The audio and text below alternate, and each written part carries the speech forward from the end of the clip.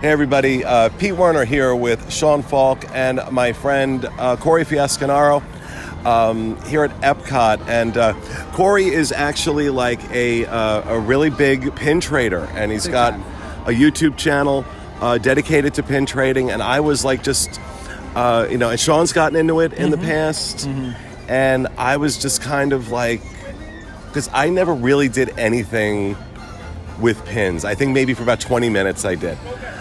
So I'm like a total newbie or neophyte when it comes to pin trading. So, like, why? So it's a not completely, but it is a free, technically, activity you can do in the parks. If you were to do in the parks, though, I would advise you that a lot of the pins that end up on the cast member lanyards and boards are actually fakes, or AKA scrapper pins. What happens is a lot of people go onto eBay and buy discounted lots, and those pins often do, if not almost always do, end up being fakes. However, there are a lot of fun pin trading events. So you mean like counterfeit? These are counterfeit pins. So they're made to look like real Disney pins, but they're not, and they're cheaper. Is that it? Yes. So, and also, after you've been in the world of pin trading for a little while, it's very easy to identify a fake by like the paint. The paint's often indented and it's not smooth. The pin almost sometimes will not even feel like the same type of metal as like a pin that you'd actually buy is. And my advice about that for trading with cast members, and if you didn't know, to trade with a cast member, basically you walk up to them, take any pin that you have and want to trade with them, and take any pin that they have that you want for yourself, and they do it 1-for-1 even exchange, as long as it's a Disney pin. Now, this is where the trouble happens, is because not every cast member knows how to identify a fake, so a lot of fakes do end up getting put on these lanyards and boards. I have a question. Okay, so I haven't traded pins in a long time. I bought pins all the time as a kid. I loved pin purchasing, trading. At the time, I would buy and sell on eBay, but it wasn't, there weren't counterfeit ones really out there. Or if they were, I didn't know where they were. And there were pin trading websites, all this stuff. And at the time, you could not trade your pins with cast members if you didn't have the original Mickey backs on them. Is that still the case or no? So a lot of times what the cast members will do, they're very accommodating, like Disney tends to be. If you don't have the original Mickey back, usually all they're going to do is say, keep yours, and then they'll keep theirs. Oh, okay. And they'll just trade the pin, but everybody keeps their own backs. Okay, so, all right. So let's say I want to try my hand in just pin collecting, like the whole trading thing. I don't know. I got to worry about fakes. I got to worry about. Yeah. What's the best way to get started? Like, because it's really overwhelming because everything's a pin now. Everything is there's pins everywhere. Some say limited edition. Some they're different colors and different prices for different colors and all this other. It's insane. So how do I get started in this? So what I would recommend is just pick a couple things that you really like if Ariel's your favorite princess and if Pirates of the Caribbean is your favorite ride, go check out pins that you think are cool that represent that attraction or that character. Or just kind of pick out things that you like. It doesn't have to be in a set collection, but like you said, limited edition pins. Every month Disney comes out with limited edition pins. Some are exclusive to this coast, some are exclusive to Disneyland, some are exclusive to Disneyland Paris. It's around the entire world kind of thing. It's in every park. So when you see a limited edition pin, chances are that's like a hot ticket item, and it would definitely be worth picking up if you thought it was cool. But that's what I would say. I'd say pick a couple things that you're really into, like for you, Pirates of the Caribbean. Look for some pins that look the best and start your collection out that way. Okay. Well, I want you to take me We're here. I want you to take me pin shopping. I want you to show me what I need to look for. Absolutely. All right, let's go pin shopping. Go. All right. So you said the limited edition pins are at a location in the front, but I always see these carts around here. What's the deal with these? Yep, so there's going to be carts and stores all around all the parks that are going to sell pins. They're going to sell mystery bags, they're going to sell boxes, and they're going to sell open edition or rack pins. And basically what that means, an open edition pin, is a pin with no set size. So if Disney sells out of them, they can just make more. However, with like a limited edition pin, there's a set size. So it will be like LE of 1,000. That means there's 1,000 of them, and once those sell out, that's all you got. There's also limited release, so they might do that for like an event like Festival of the Holidays or Flower and Garden Festival, where they release them for that whole festival. So if they sell out the first week or the first month, they'll make more until the festival is over. So you have open edition, limited edition and limited release. And limited edition, it tends to be the rare Disney pins. All right, let's see what they have back here. Cool. All right, so like I guess this would be a mystery pack? Yep, so this is a mystery pin pack. It's going to contain 5 pins. So the bags often always contain 5 pins, while the boxes contain 2. Now the bags are going to retail for $27.99, and then This is $27.99? Yep, but you get 5 5 pins. pins. Yep, so you get 5 pins though. And then the boxes tend to be $14.99, but you get 2 pins. $28 for this bag. And then you get all the magic of opening it up. The only thing that kind of bothers me is like I don't care for the mystery ones as much because I've gotten to the point where there was a line. I actually think it was this line where I am stuck at this point and I cannot seem to get the last couple of people I need. I can't get any of the people from Great Mouth Detective, which I don't care that much about, but I do want the whole set. Okay. And I can't get Oogie Boogie. Can someone explain to me what Fantasyland, Football, and Maleficent have to do with each other? Right, so these are just like a play on, like it's like a combination of Disney and football icons. So they like made Disney characters football mascots. So like you have like Orange Bird, you have Maleficent, you have Dumbo, representing like fake sports teams. I feel really dumb. I was trying to see it and I was like, Okay. I was trying to see what was on there, so I was like doing like an iPhone, I'm a big trying to fan get my of fingers this in. box. This is the Disney Park attractions, and same deal. Oh, as- that looks cool. Yep, you get the Pirates of the Caribbean scene. So these are like Disney attractions, That's but they true. integrate characters into the attraction. That looks really cool. All right, I'm going to buy these and we'll see what's in them. Let's do it. All right, so I have bought those mystery packs. We'll unbox them a little later. But I wanted to ask some questions like, okay, these pins here, you can get a shot of these. These just look like cheapo, crappy. They're more so if you want to get like a specific set. It works out really well because, like, let's say the cats. I really, really love Figaro. I'm not a cat person, but I love Figaro, and the Cheshire Cat's really cool. As well as Oliver. Don't really care about the Siamese cats, so that's a good opportunity for me to trade that pin away, and also still be able to get the pins that I do want out of it. What do you when think? you can't buy a lot of these as individual pins on their own, so I can't get the Figaro pin without getting the pack. And okay, $30 for this. $30.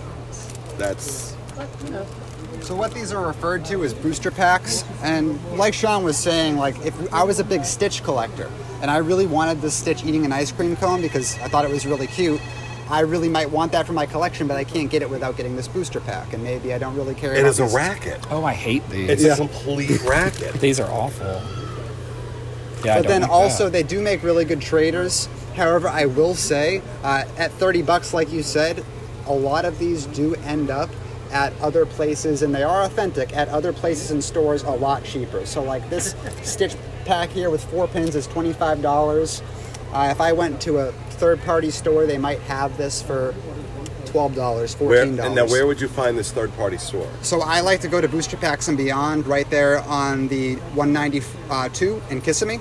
Okay, so there's a store. Okay. There's an actual store on 192. Yep, it's in the flea market area. I like to go there all the time. They have great deals and they sell authentic Disney pins. Like I said, I don't know how third parties like get the deals that they do on booster packs and mystery boxes and stuff like that, but they get really good deals on them and they're able to offer it to us. Okay. I bought that set. And okay, lanyards are a big thing. So a lanyard, this is pretty much what people are going to start with when they first get their collection, so they can easily display their pins on like a necklace type setting. However, as your collection starts to grow, lanyards are going to obviously become less practical, and you're going to move into things like books and pin boards and stuff. I have like 3 pin books, so. Oh, you look like you did Run Disney. Good job. I love this. This is new. I never was a fan of the lanyards. I got books from immediately. Oh, yeah. I do love this because it kind of pops off here. So, and once you put your park ticket or whatever, if you, for whatever reason, don't have your Magic Band, you can use this. And of course, they have like the gay one and like the America one. This is also the gay one. Yeah, that's the gay one, the gay one. Like, so they have a lot of opportunities for the gays, but they also have a lot of opportunities to showcase like what you like. But you could pop this off and be able to just scan your ticket and be able to put it back on, because it used to be really frustrating to pull your whole lanyard off because they get really heavy after you have so many pins, and some of your pins twist around and it's just, they don't wear well at all. So, and these don't wear well at all. The big ones, oh my god. Yeah. One thing I would recommend, if you were going to the parks with a lanyard and you were displaying pins on a lanyard, to pick up some of these metal backs that hold your pins much better than a rubber Mickey pin back would, so you avoid dropping when you're walking through the parks, because that would stink really. Like, if you just bought a $15 pin and it fell off, you have no idea where it went. These things will hold it securely in place. Okay, so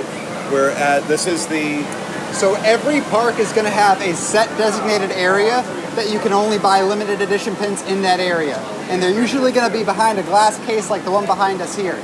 I actually just picked up a limited edition pin, and what Disney does is these Pin of the Month series, where every month for the year they're going to come out with a new pin. And one of the Pin of the Months are these vinyl series, and the first pin of that series is this Dumbo. And you can see it pops up here with I didn't realize there's a record that comes out. Yeah, really, really cute. So these pins here are limited edition, so once they sell out, that's it. And how much is that one? This one was $16.99. I actually ended up getting two of them because I figured somebody would want one. And together with my annual pass discount, I got 2 for $30. That's not bad. All right, let's take a look and see what pins they have. Yeah, let's take a look. So The Sword in the Stone, a lot. They do a lot of like 10th anniversary of a movie, 25th anniversary of a movie. Sword in the Stone's like millionth year anniversary. This is like, I don't even know how. So that's the This is lunchtime lunchtime trading tales. That started in January of last year. Where which one's that? What Mulan. Yep. So they have a character lunchbox, and inside there's like food resemblant of the film. So in Mulan, there was like a symbolic thing where like they they had like the eggs and the bacon, and they made like a face. Oh, right, yeah. And that's what's inside that lunchbox. Cool. They're rounding out that. That was the old Pin of the Month. Oh, okay. Cool. And the rest of the pins here are just normal pins. Right, so all the rest of the pins are open edition, mystery boxes, stuff like that. It's just those 2 rows there that are the limited editions.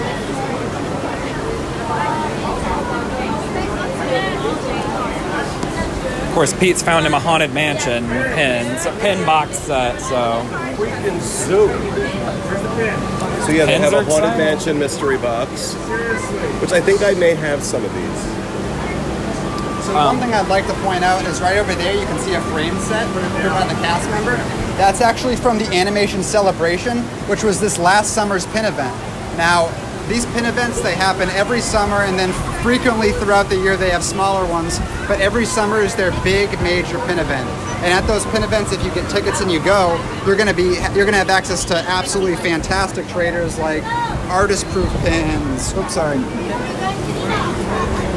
Rare limited edition pins on the cast member trading boards, and then some of the overstock, some of the stuff that doesn't sell at that event will end up at places like the Pin Trader store here in Epcot. Can you tell some about like the colors on the back? Like it'll just say yellow or gray or whatever. So like the pricing? Legend over Yeah, Pete was asking about it earlier. Right, so those are for the open edition pins. You have the colored pricing guides. So if you find an open edition pin that you really like, it will say like yellow.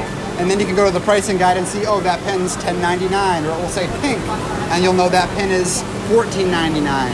Limited edition pins are a little bit different. They're not going to have a color designation. They're just going to have the price on the back.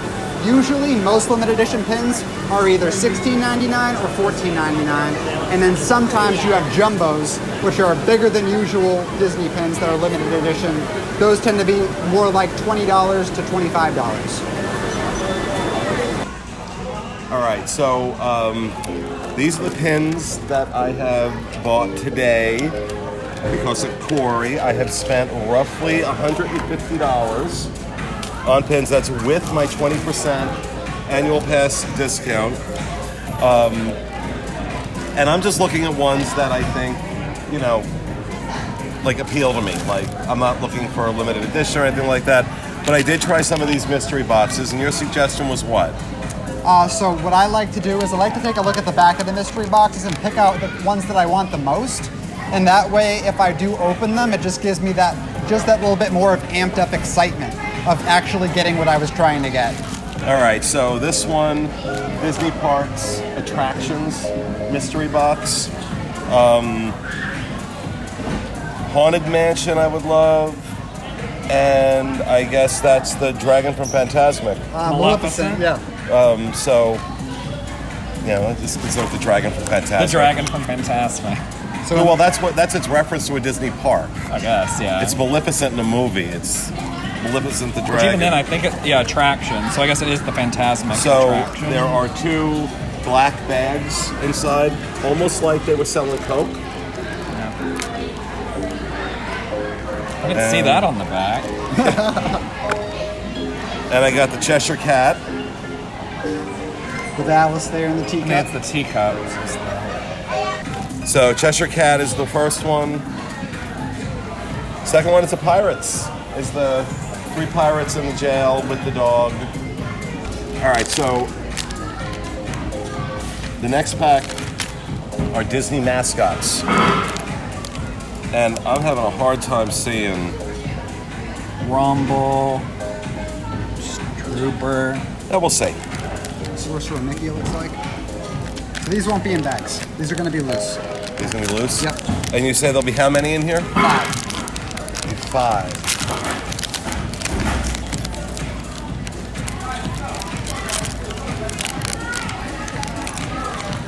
All right. So I got a Stormtrooper, or Star Tours Trooper, as it's called here. Yeah, Star Tours Trooper. Rockers. I guess that's Rock and Roller Coaster. It is. It's the D-Force Resorts, D-Force Records Rockers. Okay, and then the I can't. It's Ghouls. It's from Haunted Mansion, but I can't read the little Gracie writing. Manor Ghouls. Gracie Manor Ghouls. And then what's that? Because I have no eyesight left. Fantasyland Fightin' 7. That's the Snow White Mine Train. So Seven Dwarfs Mine Train. And Boom. Whatever Thunder Boom. Mountain I guess so. or Thunder Mountain Boom. yep. All right, so those are like, okay, so the Haunted Mansion one is like the one I really like. Yeah. All right, and that is going to do it for our little adventures in pin trading excursion today. Thank you, Corey. Thank you, Sean, and thank you for watching. We'll see you next time. See ya.